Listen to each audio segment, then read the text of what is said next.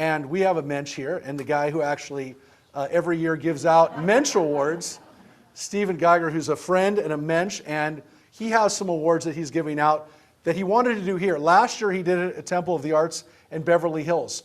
Now I don't want to say we're at the same level of Beverly Hills here in Santa Clarita, but that's where he was last year, and now he's here. So he's either going up or going down. Hi, how are you? Stephen. It's true I was at Temple of the Arts last year, but I'm even more thrilled to be here today. When I was growing up in Los Angeles in the 60s, I had no idea where Newhall was or Santa Clarita was. As a matter of fact, I never dated a girl in the Valley. She was geographically undesirable. Well, it was a very long time ago. But it's actually true. People in the western section didn't go schlep over here just for a date, and you never know what you, and at that time you never know what you got from that girl anyway. So, so as a young, virile, Jewish, redheaded guy, it was just not okay. But I'm glad to be here today with my wife, who's from Hungary originally, and so am I from Hungary originally.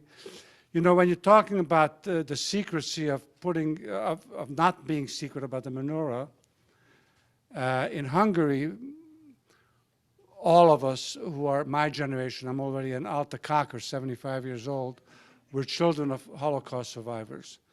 My father was in Mauthausen concentration camp, and my paternal grandparents were gassed in Auschwitz, and my father's two sisters were gassed in Auschwitz. About another 70 relatives were gassed in Auschwitz. So the people who did survive in Budapest and ended up staying there, not emigrating either to Israel, to the United States, Canada, Australia, wherever, they were very secret about being Jewish. My wife's, whose parents are Jewish and whose father was circumcised and whose uncle was bar mitzvahed, after the war, they never told their neighbors that they were Jewish. I told them later on, I'm sure they knew who you were just by looking at you. But nevertheless, most Jews were quite quiet about it. A mezuzah, if they had a mezuzah, it was inside and not outside. Most people didn't even have a mezuzah. Most people after the war who survived, including my father, became atheists after what happened to us. It was very hard to believe that there was a God who would do this to us. As a matter of fact, yesterday I was in Palm Springs where I live at a Hanukkah celebration. And I had a very hard time enjoying, even now with this great singing, it's very hard when I think about the 138 people in the tunnel in Gaza, this forsaken place.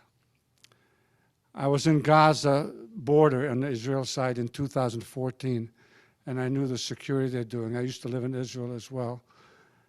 And for me to think about it, here we are in Newhall, Santa Clarita, trying to celebrate Hanukkah, as we should, because Jewish tradition is Chaim, l'chaim.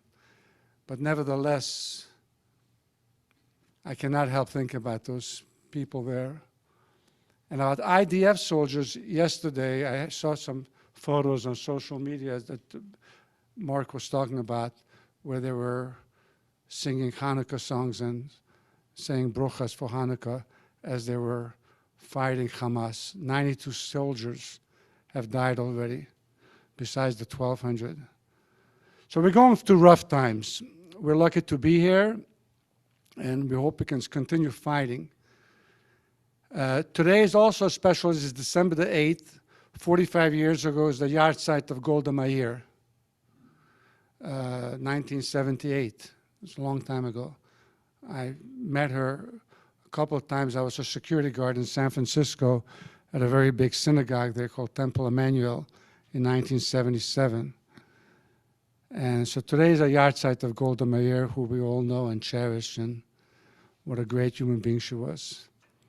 Speaking of great human beings, we lost somebody here just a few weeks ago, Paul Kessler.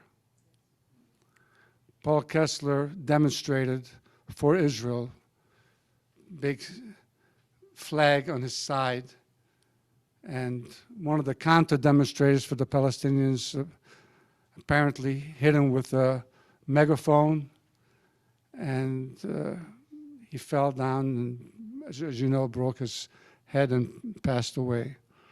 So one of the Mensch Awards is for Paul, but it's also a Mensch Award for his good friend, Jonathan Oswegs. Jonathan, would you please come up?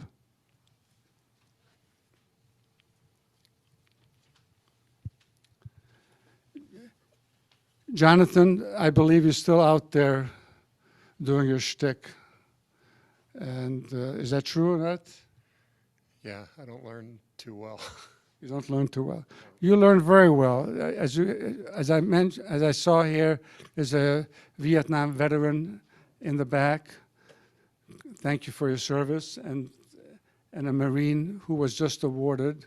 And there's another gentleman who's a former military person. Listen, it's important. It's important. We're all Americans. We're all Israelis. And we are all human beings who try to do the most for our surroundings. And we fight not only for ourselves when we fight for our children. We fight for the society that we have, the freedoms that we do enjoy. And it's important to do that. And you're out there. And this is the award for Paul Kessler. I'd like you to accept for him. He's not here. And give it to one of his family members. Can you read that, please? Yes, it says,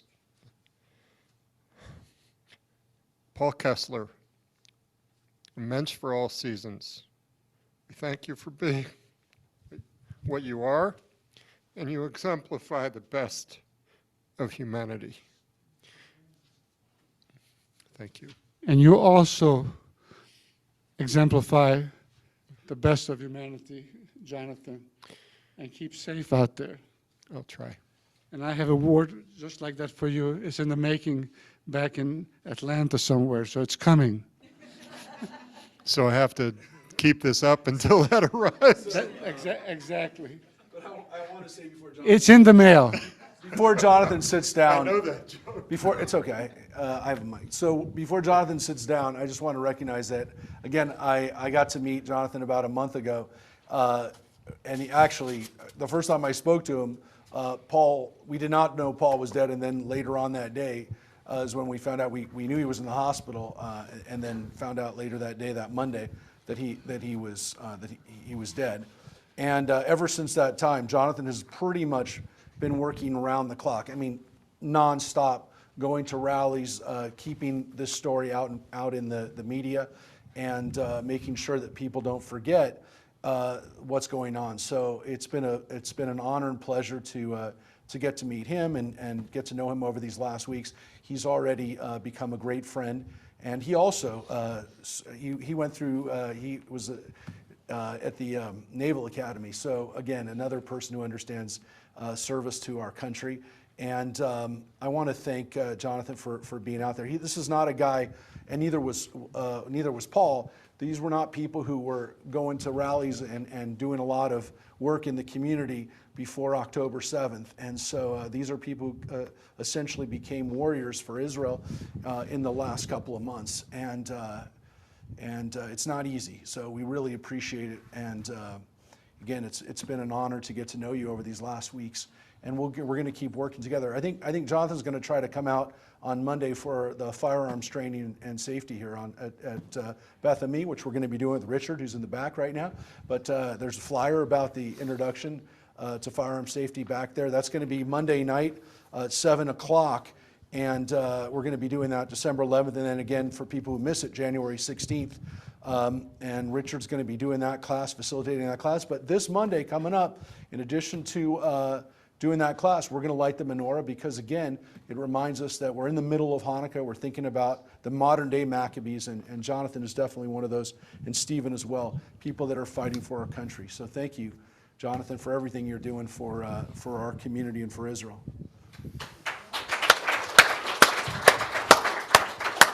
You are a mensch. Thank you, sir. Thank you very much. It's very nice to see that you were so choked up about Paul. he's very deserving, and wherever he is, he probably knows that this is it. Thank you. Now, Thank you. Stephen has an award for somebody that is also with us virtually. I have about 30 awards, does. He so I'll does be have- here till tomorrow He has, morning. he has an award. He has an award for a friend of ours who's on virtually, and I can see him there on virtually. He's there on our screen right now, and he's a very good friend, and we're going to give it this award. This is entirely done by Stephen, I want to point out. Stephen is the only one who gets to select. Just to know, even though I'm Jewish and I like other people who are Jewish, I like to give awards to Goyim as well, But especially those who are not only doing things for Jewish people, but who are doing things for humanity. Yep. And I think John Shaver is one of those human beings. And John, you're on, so we can make sure John can be heard. John, you are our Shabbos Goy tonight. Thank you very, very much, all that you do in your church. And I'm sorry you couldn't be here today. You are a Mensch for all seasons, and Mark knows that more than I do. And this will be coming to you by Pony Express. Well, I hope to give it to him, so make sure we can hear John. John, your Hi. acceptance speech. Wo bist du? No, and I think Rabbi told me a little bit later in the week, so I would have loved to have been up with you. And I was going to share some things in Hebrew, but my family's in the other room and they told me not to, so I'm not going to try and use my Hebrew. But I just wanted to share a quote with you all from Edith Wharton.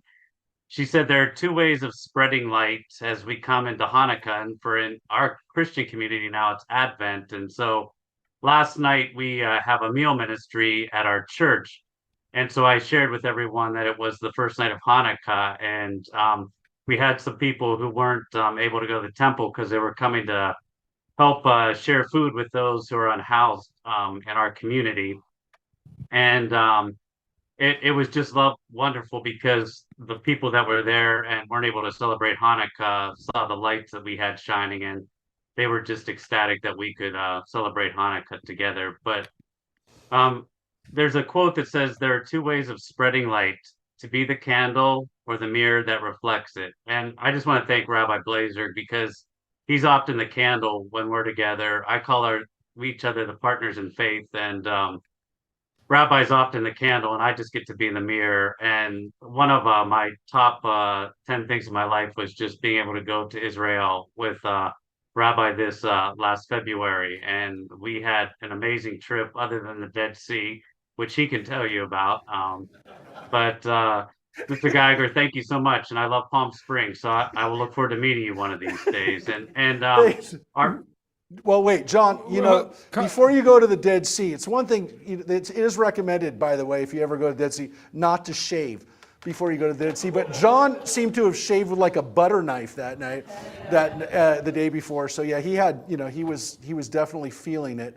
But in all seriousness, when John decided to not only come on the trip, but bring a good part of his congregation on that trip, what John did was essentially retool what he normally does. He normally is on a mission in Nicaragua helping to bring water and food and literally building buildings for a mission in Nicaragua. When the Nicaraguan government shut that down, he called me and said, I can go to Israel this year. But that's what he would have been doing normally. So instead of going on a trip with his family, he decided to join on this mission to Israel that we did back in February, which John and Glory were on. They're back on Facebook now. I know they're listening. But a lot of our community got to be a part of John's community and part of his goodness and his warmth. So we miss him a lot. When he was here at Valencia, we got to become friends, and we got to work on Family Promise. It was actually John and his community that were the leaders of Family Promise. And we came on right after, and we helped create something very special in our community to help those without homes, especially, and only really for families, for children and their parents. So John is a great friend and a great man, and I want to tell you something too, and he's not going to say it, he would never say it, but it was not always easy for him to stand with Israel because there are people, as there are in every community, who try to marginalize Israel and those who support Israel. And he did go out on a limb to be a part of that trip, which I'll never forget. And again, I think the people who went on that trip really appreciated it, but I don't think they appreciated the sacrifice and the courage that it took for him to do that too. Unfortunately, maybe even harder in the future for people in some denominations in this country to do what he did. So we want to thank you, John, for doing that too. John, you mentioned Palm Springs. In January, we're having the second Interfaith Conference on Anti-Semitism with priests from the Catholic Church and other reverends, and you're invited to come. It's a very important conference. We teach people how to become anti-Semites. Oh, that's not it, actually. Anyway, thank you. Good to meet you. And you're a first-class Mensch and a very good goy. Thank you. And thank you so much. And as I've shared with Rabbi Blazer along the way, the prayers from our congregation are with all of you, as he shared with you before. But thank you so much. This is a great honor. Thank you. Shabbat shalom to you. Shabbat shalom. I mentioned Hungary. One of the other countries who suffered a lot during World War II, the Jews in this country called Lithuania. Anybody have family from Lithuania? Ah, okay. Grandparents? And parents. Oh. Lithuania was a very strong Jewish community. It was rabbinically, historically, and the Lithuanian government has been very good at becoming Holocaust deniers. They've done a perfect job. And there's a gentleman from South Africa, a Jewish man, called Grant Arthur Goshen. Grant, please come up. Grant has been fighting day and night against the Lithuanian government, and he's had some success. I will let you talk about that a little bit. Thank you, Stephen. Thank you. Shabbat shalom. I'll be as quick as possible. There's no way to summarize 35 years of a full-scale war in a few minutes. So let me just draw an analogy. On October the 7th, Israel was attacked, and there was a pogrom. And in that pogrom, 0.013% of Israelis were murdered. The number in Lithuania was 96.4%. After the pogrom in Israel on October the 7th, by October the 8th, the lies were beginning. If you go onto social media today, you will see the worst slanders against Israel imaginable. The lies and the slanders began in Lithuania simultaneous with the murders. The Lithuanian government rewrote the Holocaust in Lithuania. They declared Lithuanians rescuers, and they blamed the murders on everybody else. By this time, 82 years ago, almost 80% of Lithuanian Jews had already been murdered at the hands of Lithuanians. It wasn't until January 20th, 1942, that Hitler and the Nazis devised the final solution. By the time the Nazis devised the final solution, 80% of Lithuanian Jews had already been murdered almost exclusively at the hands of Lithuanians. The storyline Lithuania devised is that every one of them was secretly trying to rescue a Jew. Nobody saw who did the murders.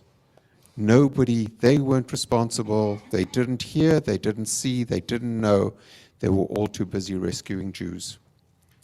It is the very definition of historical revisionism and distortion. They couldn't deny the Holocaust, but they denied their culpability.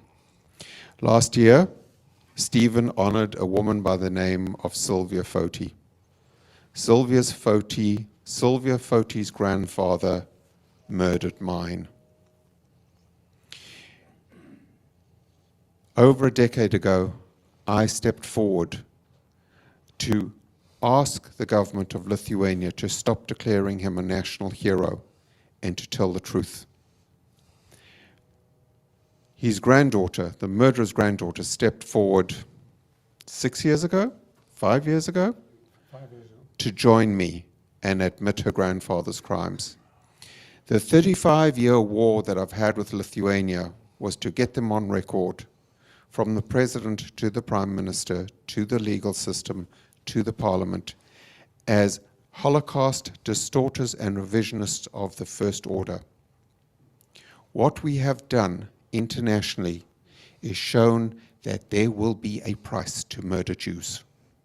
We will never allow ourselves to be murdered so blithely and easily without consequence again. If you Google Lithuania today, the biggest story about Lithuania is them being Holocaust revisionists. We have pinned their identity on them clearly and absolutely. It's too much for me to explain to you. I urge you to read Sylvia Foti's book. The title is Storm in the Land of the Rain. There have been 2 documentaries made about these cases and the way we have exposed them. The first one is titled J'accuse.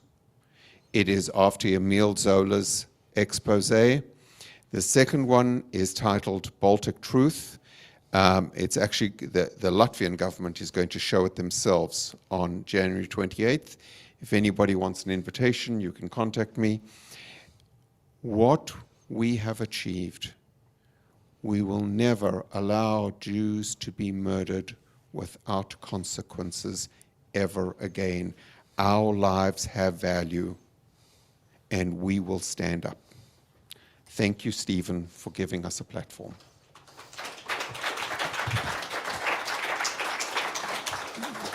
We've been in touch for the last couple of years, and what you've been doing is fantastic, and you had lots of energy, and you're a Mensch, and your award is also in the mail. And it's unusual that you and I both have such Brooklyn accents. It comes deep. All right. Thank you. Thank you, Stephen. Geiger. Thank you. Last but not least, I had a very good friend who passed away 3 years ago. You might know his name, Phil Blazer. And Phil Blazer in this community has done a great work for many years. He was a very good friend, and 3 years ago he received the Mensch Award, again in the western part of Los Angeles. He was no longer alive then, and his son Mark accepted it for him. Now, we have given this Mensch Award about 45 times throughout the world. 3 presidents have received it. One is President of Hungary, Arpad Gunz. You guys won't know that, but if you Google G-O-N-C-Z. Another president was Itzhak Navon, who received it, and the third one was H.W. Bush and Barbara. That was in 2017, because they helped, Bush helped Israel to get the Ethiopian Jews out of Ethiopia at that time.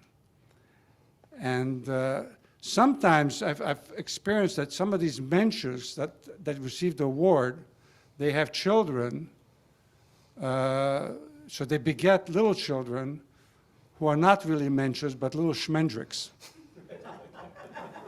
But Blazer Phil, luckily, did not beget a Schmendrick, but a Mensch, Mark. Mark, come on up. You are a Mensch, not a Schmendrick. And I love you. Thank you, thank you, thank you, thank you, Stephen. Thank you very much. So are we the first, as my father and I, are we the first father and son to have won the award? Yes, actually. There you go. So- I never thought. so I never thought about that, but that's I'm true. very proud of that. If you give one to George W. Bush, then we both can, father We don't and son. want to. We don't All right, make- I'm not going to we say don't that. I'm wanna just make a gonna, habit just of going to this. say anything. But I could have another father and son combination. Thank you very much, Stephen, for that recognition Mark, and again for the award. as your congregation knows, I don't have to sell you to them. You are a Mensch. Thank you. Thank you very much. And thank you for the award. And that's not why we had you here tonight, Stephen. To give me an I have a award. secret, Mensch. Before I leave this, it's hard for me to leave a microphone. So many awards tonight. So many awards.